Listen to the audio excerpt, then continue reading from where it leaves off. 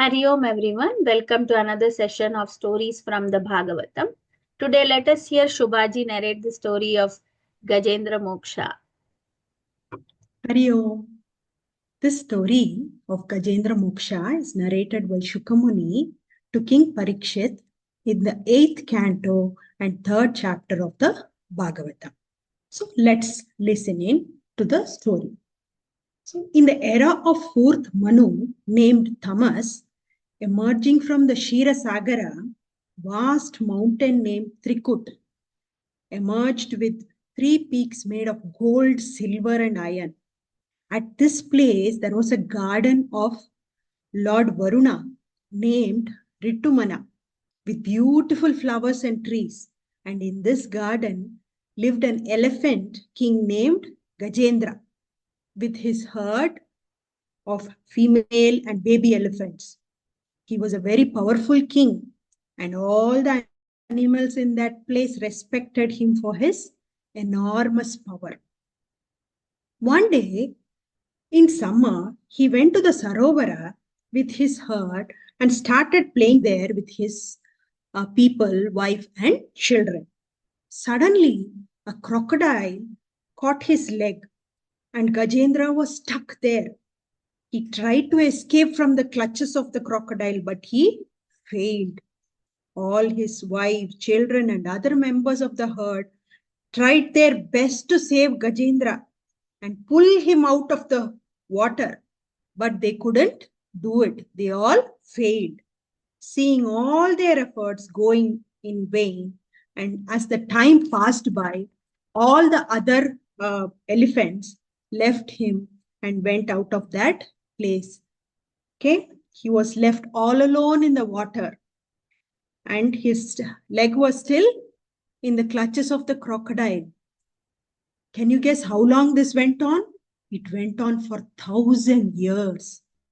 So he was in the clutches of that crocodile for 1,000 years. Finally, with everyone there around who had given up on him, he surrendered to God. So realizing that the ultimate truth of life is praying to God, he went and surrendered to Lord Vishnu. In his previous birth, he had learned in his previous birth, he was none other than King Indradyumna. He was a great devotee of Vishnu and belonging to the Pandya kingdom in South India. So because of his connection to Lord Vishnu, in his previous birth, he was devoted and he looked for Vishnu's help. So, in this birth as king, he was cursed by sage Agastya for his arrogance to be born as an elephant. That is how he became Gajendra. So, in this birth, he realized the truth and prayed to Lord Vishnu to save him.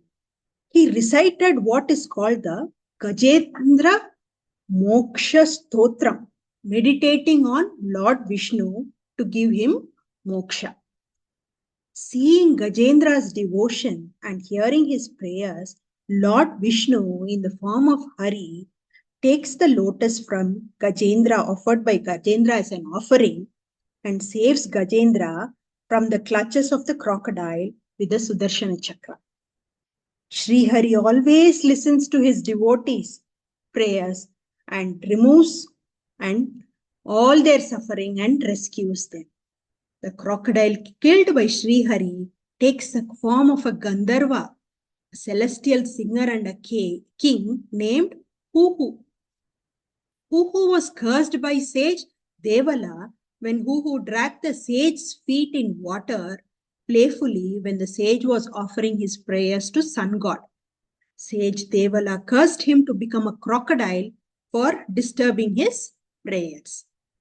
King Huhu repented and asked for forgiveness, and the sage blessed him, saying that he will attain moksha in the hands of Lord Vishnu himself. So both Gajendra and the crocodile are blessed by Lord Vishnu and relieved from their respective curses and attained mukti. So let's see what is the takeaway for all of us from this story. Who is Gajendra? Gajendra is all of us, the Jivatma, and the crocodile is Maya.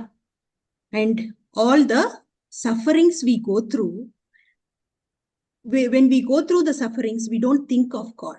So when Gajendra was suffering, what did he do? He surrendered to God. When he surrendered to God, Lord Vishnu came and he freed him from suffering. So the takeaway is, when we surrender to God, our sufferings comes down. And it is also said that whoever recites the Gajendra's Moksha Stotra are free from sufferings. And whoever gets bad dreams, if they recite this, they don't get bad dreams. So one more thing is, we all have fear. Fear, who can get rid of the fear? Fear comes to people who are so engrossed in me and mine. So when we are in the devotion of Vishnu, automatically our fear goes. One more takeaway from the story is surrender to God. When we surrender, He always protects us, be it an animal or a human being. So He doesn't differentiate any beings. And one more thing is, every prayer is answered. So God always answers our prayers. And the last but not the least, here the significance of satsanga, like us, what we have right now, satsanga. So being in the satsanga of Gajendra, actually Gajendra was praying to God. The crocodile didn't pray, but the crocodile got moksha too, because he was holding on to the feet of a bhakta. Gajendra was a bhakta. So both Gajendra and the crocodile got moksha. So in the end, we can say that Gajendra Moksha Stotra, if we recite, we will be rid of all the negativity, sorrows, and miseries from our lives. And we can lead a life full of happiness and bliss. Hari Om. Thank you, Shubhaji, for such a wonderful story. Hari Om, everyone.